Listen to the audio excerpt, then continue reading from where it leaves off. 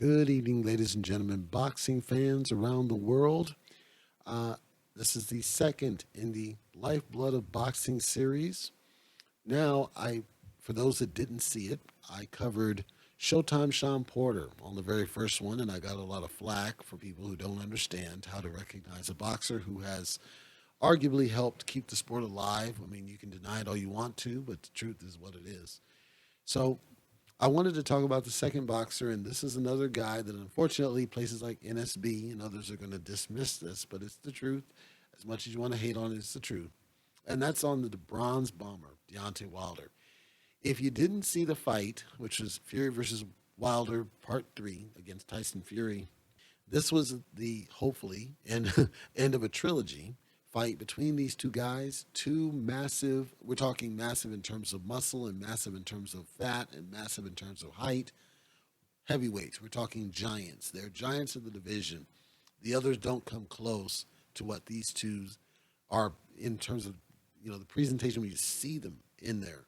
They're just huge. And so it was just two Goliath going in there, swinging for the fences, purposely trying to take each other out. And Tyson Fury will get one of my entries. Hopefully he stays on the right tracks. I just heard he was doing a booze binge, but he will be on there. But I wanted to take a moment first to spotlight Deontay Wilder because I think a lot of people don't understand Deontay's story. And I think it's important that you understand his story because it may hopefully give you a little bit of a perspective about who he is and how he works and why, in my opinion, he deserves more respect than he gets from the mainstream and then NSB and Reddit and other places. So Deontay Wilder, he's told the story before. The reason that he kept fighting and was really trying to get those fights was because of his daughter who was born with spina bifida, and he wanted to make a life for his family and his kids. And he was a very humble, respectful man at the time.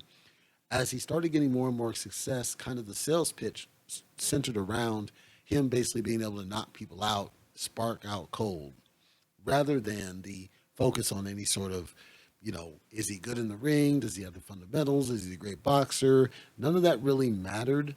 Ultimately, it was about, okay, is he going to knock this guy out? And then what round is he going to knock this guy out in? That was the focus of most of the mainstream, of everyone across the web, and even him.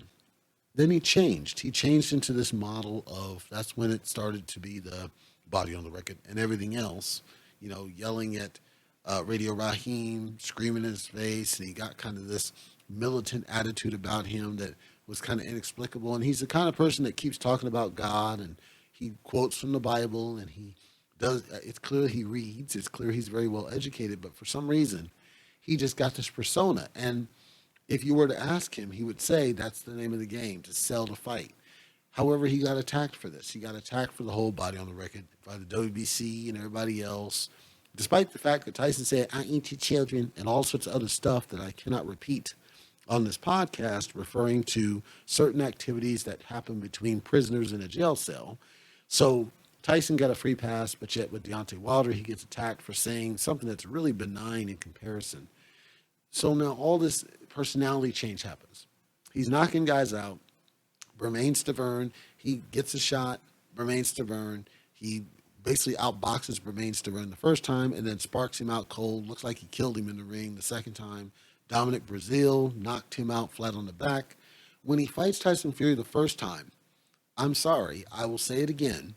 I don't feel that, to me, it was not close as they had it on the scorecards. To me, I saw it as pretty much a foregone conclusion that Deontay Wilder did not really win that fight, and it really shouldn't have been a draw. Everybody points to the two knockdowns, but one of them was a flash knockdown. And ultimately, just the fact that you knock somebody down in a fight that's not close doesn't negate the fact that the fight was not close. If you watch, number one, to me, Tyson Fury was outboxing Deontay Wilder every single round, including the 2 rounds where he was dropped. Obviously, a dropped round is a 10-8 round, but if it were me on that scorecard, I'd have given it a 10-9 because that's how dominant Fury appeared, at least on the surface. But then time passes, and then they have the second fight. Now there's a bit of urgency.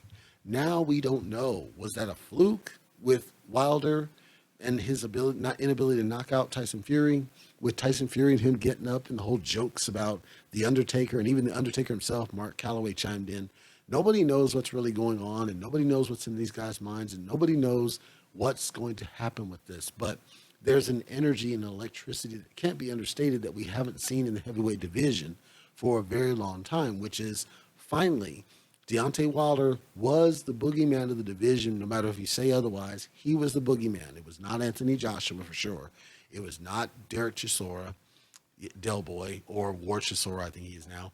It was not, sure was not Dillian White. It was not Afi Ajaba.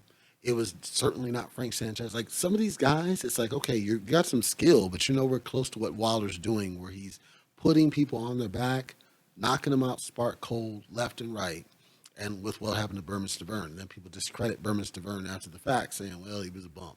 Well, he wasn't a bum. He was a champion. So there's an energy and electricity because now Tyson Fury, who, by the way, was fresh off getting off the couch. He had been an alcoholic and a drug abuser, and I'll talk about him later. But the point is that Fury is able to survive this onslaught from this guy who is the boogeyman of the division. And now with the second fight, it's uncertain. It's like a toss-up. It's like we think, okay, Wilder should be able to knock him out now. It was just a fluke versus, okay, Fury's just that much better, and we don't know. The second fight wasn't close, ladies and gentlemen. The second fight, Deontay Wilder got absolutely wrecked. I can't describe it as anything else other than wrecked. The announcers made a mistake. They said it was the first time Wilder had been knocked down. That was not true. He was dropped by Harold Soniers early in his career. It was not televised, and you cannot find footage of this, but you can find the description of what happened, and there's some photos that still linger around out there about what happened that night. But no, Harold Soniers dropped Deontay Wilder long before Tyson Fury was ever even in the picture, long before Deontay Wilder was a known name. And Harold Soniers, of course, is out here in Vegas. He has a self-help business, and he does seminars and things where he tries to help people fix their lives. So he's doing good things after he got out of the business. But just to clarify the record, Harold Soniers was the first to drop Deontay Wilder, and Harold Soniers, by that point, was the veteran in that fight. He had already, and even after, he had fought a who's who of boxing by this point. So it's not like Harold Soniers was just some regular bum. People like NSD discredit him after the fact, but let's be honest, this guy was actually rather durable and tough. And then Wilder was able to actually get him out of there. So the second fight now, after Wilder gets wrecked, the COVID happens. And now fights are being canceled and rescheduled. And apparently there was scheduled to be a third fight because now it's a rubber match. And some people don't understand what a rubber match is. A rubber match is when you have two fights where we don't really have a decisive winner per se, because one of them ended in a draw. Like you can argue that Canelo and Golovkin needs a rubber match that's likely never going to happen because Golovkin would have to go up because Canelo can't go down, and Golovkin doesn't seem inclined to meet Canelo at his weight. He wants Canelo to come down. Why? Because Golovkin would have a weight advantage, obviously. So, because it's his natural weight and Canelo would drain. So, with Deontay now, he's got a contract that allows him to do a rematch, and he wants the rematch. He calls in the rematch clause. COVID happens. Tyson Fury, all sorts of things happen, and they're about to go and fight all sorts of other people. Tyson Fury ends up fighting guys like Otto Wallin. His name's Otto. And then there was one other guy that he fought. People that nobody cared about. And he was going to talk about fighting someone else, and I forget who that was. Deontay's like, no, you owe me a rematch here, dude. We need to have this fight. We agreed. Honor your agreement. Tyson Fury, and again, Bob Arum doing what he does, and they're talking about this other fight over here. Wilder takes it to arbitration. Arbitration, of course, is an optional process, but it can lead to a court ruling, depending on the nature of the situation, which is what happened here. Deontay wins. Ultimately, yes, you agreed to have this rematch. You need to fight him next. And then, of course, the WBC falls in line and says, you know what, Fury, I know that you're the new champion and you wanted to unify with Joshua because that was another fight they were chatting about, but you owe him this rematch. You owe him the opportunity to redeem what happened here. So you're going to need to go there first or we'll strip you. And obviously, Fury's mind is on unification. Fury's trying to move forward because, let's be honest, he knows the danger that he would have been in to go back in there with Deontay Wilder. So contract goes forward. They schedule the fight. The fight happens. And early on, it's toss-up. Wilder's actually boxing really good. And given what Malik Scott, who is now Wilder's trainer and actually was one of Wilder's past opponents, given the kind of things that Malik Scott was talking about and kind of their game plan and the things they were working on, it wasn't surprising to see Wilder actually use some boxing skill. What was surprising is then, I believe it was round 4, where Wilder is able to drop Tyson Fury off a beautiful shot. It was he's throwing to the body, he's jabbing to the body to get Fury to drop his hands. And then once Fury drops his hands, it comes in. Wilder hits him with an overhand right. That was a beautiful shot. Fury goes down. I believe he went twice down, but he got back up both times. The reason he got up is simply because Wilder didn't get full extension on that shot. It was a close range shot, so it still had power, but he wasn't able to get the full range that he needed in order to get the most of it. Had he done so, I don't think Fury would have got up. But the story of the fight was after Fury gets up, Fury is able to then drop Wilder, but after he drops Wilder, I think he dropped him twice or so. Then something happened to Wilder. He gets rocked, he gets wobbled, and we believe there was a behind the ear shot or something that threw off his equilibrium because he's clearly out of it. People say he's concussed, maybe he was, but the point is Wilder kept fighting. He was still throwing, he was still landing. 2 pieces right down the guard, right the middle of the guard, all night long until the stoppage happened, finally, where it was a shocking sequence. It's a historic sequence, I think, now. Wilder's back up on the ropes. He's still throwing back. Fury evades a shot and then nails him with a 2-piece, and then Wilder literally just drops to the canvas face first. The picture's still in my mind.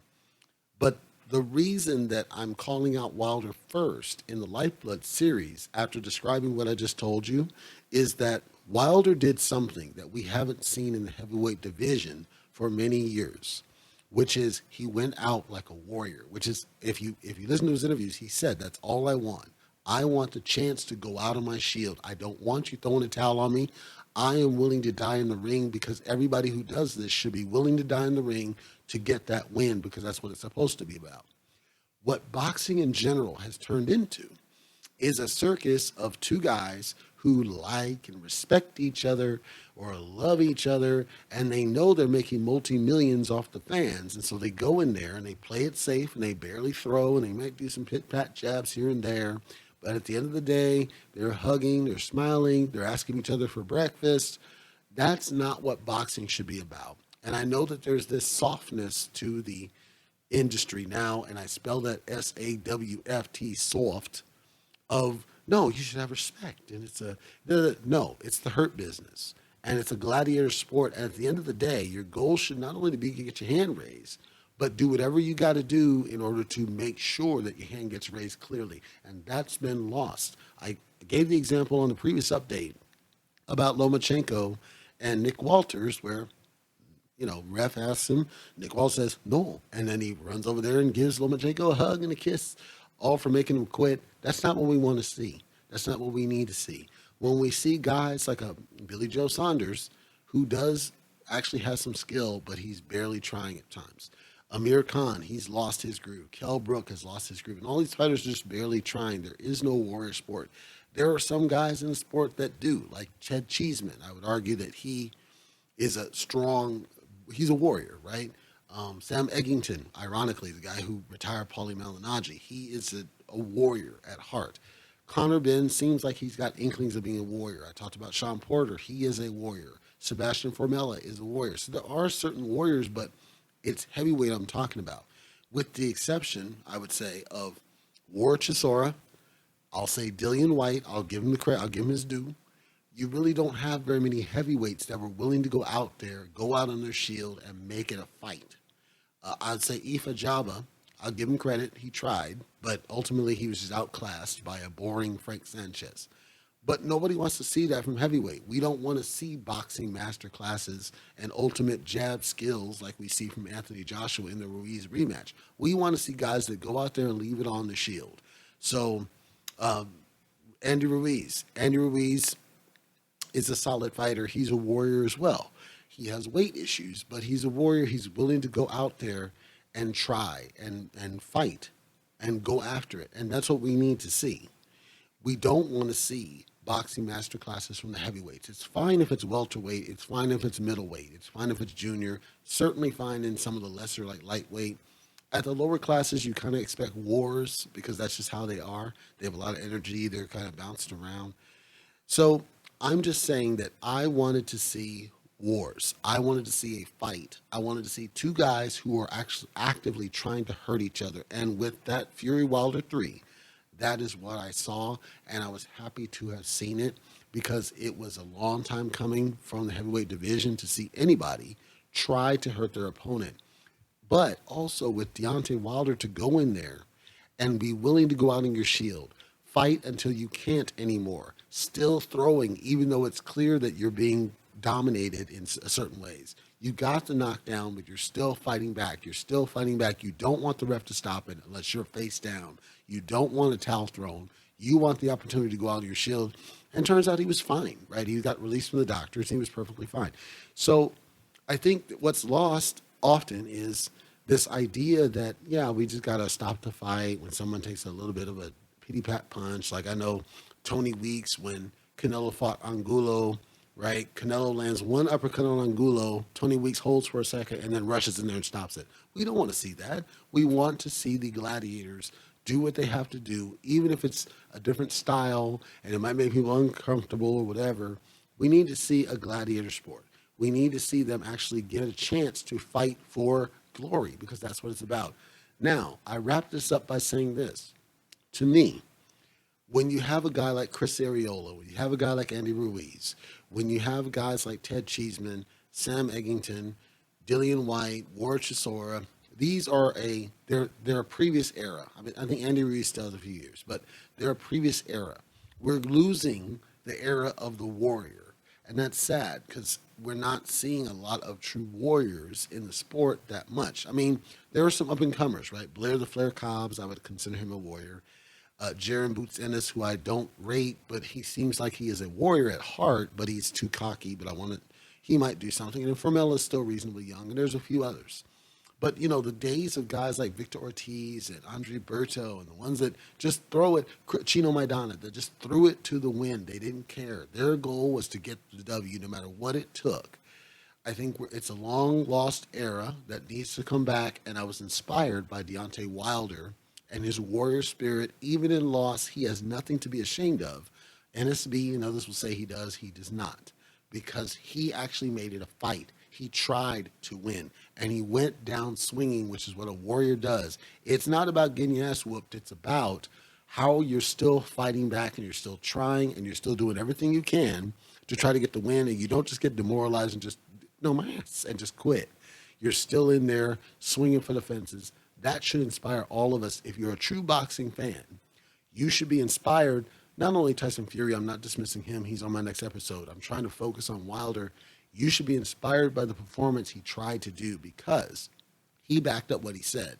He said he would rather go down swinging than let a towel get thrown on him, and he went in there and he proved it against a very big, strong, dangerous Tyson Fury. And he lasted a pretty long time. He almost made the distance, even though it was clear that he was not steady legs and he was not in his right mind, whether concussion or otherwise. He's still going in there throwing. He's still fighting for it. That's to be respected. That's what a boxing fan should want. And kudos to Deontay Wilder for being that warrior and backing up what he said and going in there and doing what he said he was going to do, which so many fighters have not done and have failed to do. I applaud you, sir. I respect you, sir, for at least that performance. I think you should keep fighting. I think you're still a threat to everybody not named Tyson Fury. I think you should dust yourself off, get right back in there, because I know the current era has this fetish about the O and losing your O, but the truth is you already took the L, so it doesn't matter. And truth is you only ever lost to one guy. So now you can parlay the fact that nobody else can really beat you, because I honestly believe everybody else gets caught by that right hand. Everybody else gets taken out. And if you refine certain parts of your game, dude, you have a couple more years worth of value to give to the sport.